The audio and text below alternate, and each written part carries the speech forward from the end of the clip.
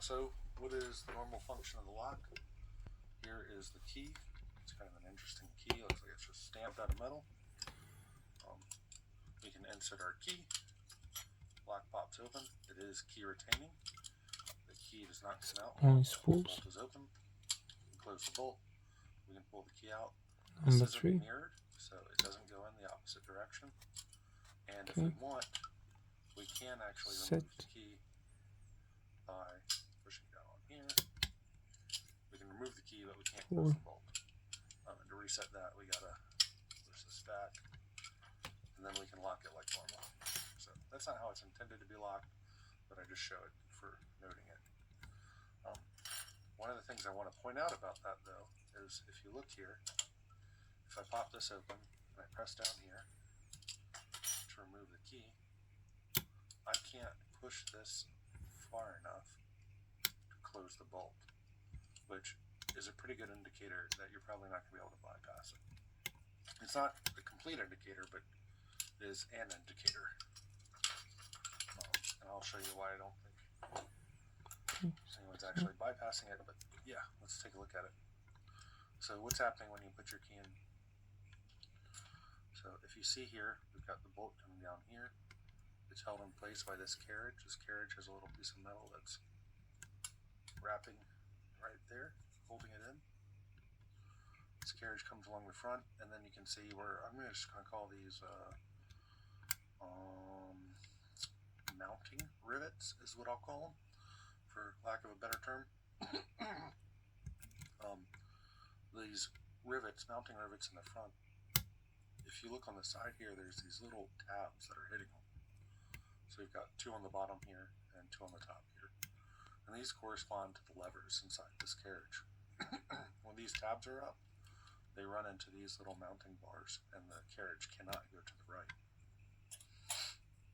When we insert the proper key, goes way down, the carriage goes to the right, and the lock pops open.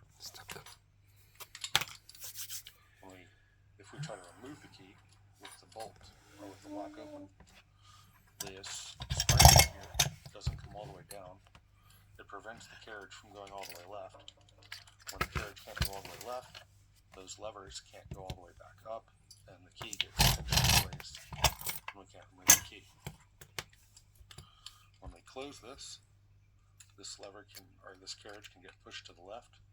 There'd normally be a spring right here, and then we can remove the key because those levers can go up. So, sorry, I missed that. There should be a spring right here. This was that spring. It got damaged when I took it apart.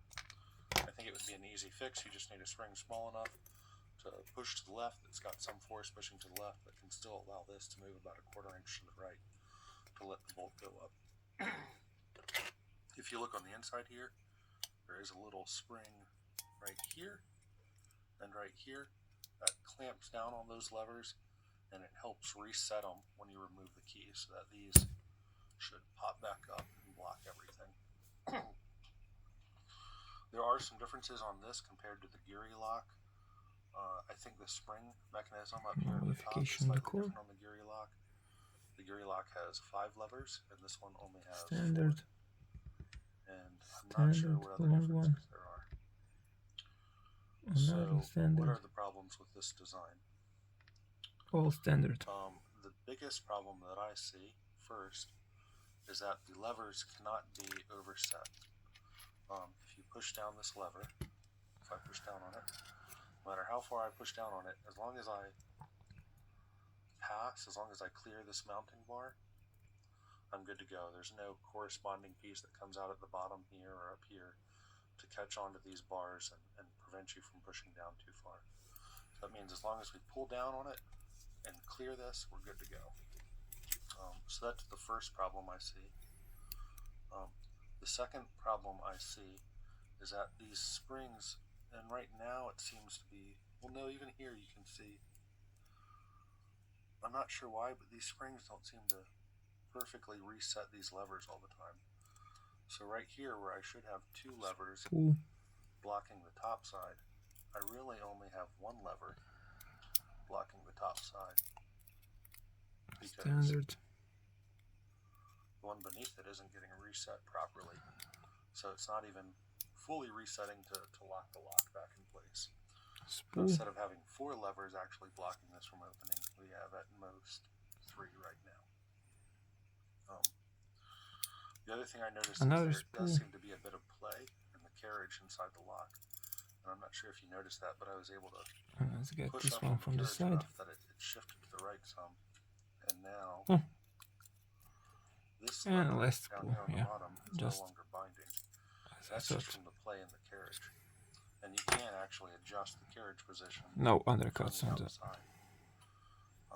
So that's the second big fault I see, is that the tolerances are so large, you can unbind things just by sort of playing with that, and that it doesn't These are force the pins. all of those to be bound. Let me just check. Yeah. So that's the second big issue, and then I think Yep, the second standard one, second pin is still for anti-drill protection. So we have plenty of space to take this tool And let's see how they stack on the... and grab those levers like that. And that's what lockpicking Paul also found for the Guri lock that was helpful for him, was you can single pin pick this by putting force against the carriage, by pushing the carriage to the right. You can do that even on this model, you can do that just by sliding it in here and pushing down like so, and you're applying force. And you can do that, and then you can single pin pick it, so to speak, by lifting each lever up and down.